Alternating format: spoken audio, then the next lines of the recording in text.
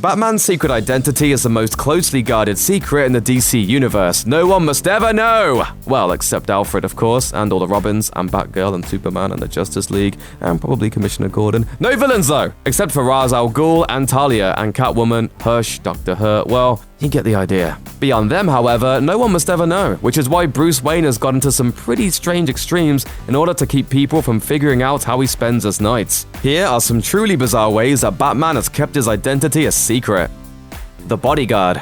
Gotham City is a pretty dangerous town, and if you're one of its high-profile billionaires, you're bound to wind up as a target sooner or later. That's why the Wayne Industries Board of Directors decided to hire a bodyguard for the CEO. Sacha Bordeaux made her first appearance in Detective Comics issue 751, taking the job as working as a bodyguard for the last person in the world who actually needed one. At first, Bruce played up his disguise as a flaky socialite in an attempt to make Sacha so frustrated that she'd quit. But once she discovered his secret identity, everything changed. Since she was still dedicated to protecting him, she insisted on joining him on his missions as Batman, and he decided to train her as a sidekick with a mask and costume of her own. Despite the fact that she performed pretty admirably in the role, her tenure ended disastrously when Bruce Wayne was framed for murder and she was arrested as an accessory. She was seemingly killed in prison and then wound up as a cybernetic super spy working for an intelligence agency called Checkmate. You know you've got a weird resume when Batman's bodyguard isn't the strangest thing on it. Batman Incorporated.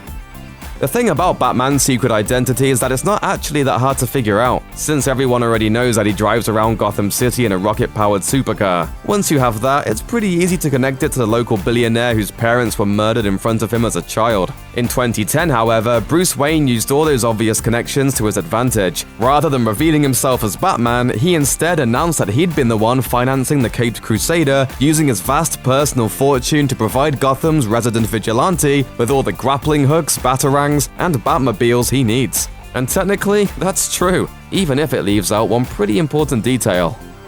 Evil Twin.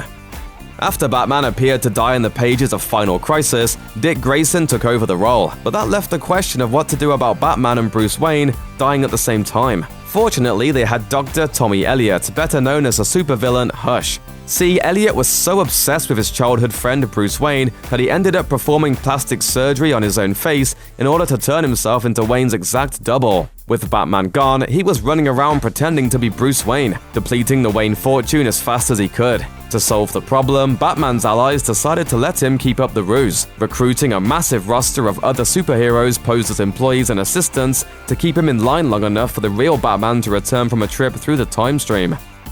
King Batman I.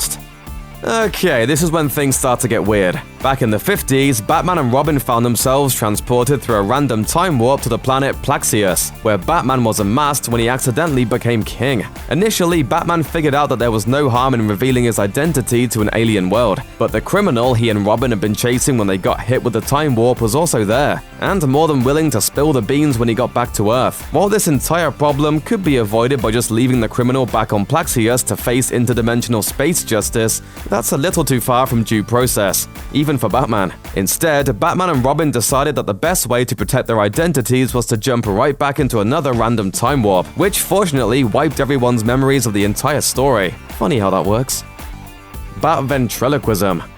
Batman has done a lot of weird things to protect his secret, but the climax of the conquest of Batman's identity might be the wildest of all. It starts when detective novelist J.J. Jason tries to find a bit of inspiration by solving the most challenging mystery he can think of, figuring out who's behind Batman's mask. He studies footprints, analyzes a piece of Batman's cape, and even gathers up a soil sample from the Batcave to conclusively prove that Batman is Bruce Wayne. When he confronts Bruce about it, though, the result isn't what he expects. It's not what anyone expects. Like several other stories like this, Batman relies on a stand-in wearing his costume to throw people off the track. Superman's done it a few times, for instance, and Robin has a special costume with built-in stilts just for such an occasion. Even Alfred did it once, although for obvious reasons, that usually only works from a distance. This time, though, a stand-in Batman is blind and deaf and speaks to Jason via Batman using ventriloquism. The fake Batman, also completely unnamed, is never, ever mentioned again. Literally nothing. At the climax of 2002's Hush, it's revealed that Tommy Elliot wasn't working alone. Instead, the real foe behind a complicated plot that involved almost every major Batman villain was the Riddler, who had finally figured out Batman's secret identity. Considering that the Riddler is one of Batman's more enduring foes, this seems like a pretty big deal. In that same issue, however, Batman convinces him not to tell anyone, arguing that riddles are worthless if everyone knows the answer. Of course, that conveniently ignores the fact that it's also pretty worthless to solve a riddle when nobody else knows you've done it. But eventually it all worked out. Before too long, the Riddler completely forgot Batman's identity thanks to a sharp blow to the head and a bout of amnesia, which might be Batman's true superpower, the unstoppable power of coincidence.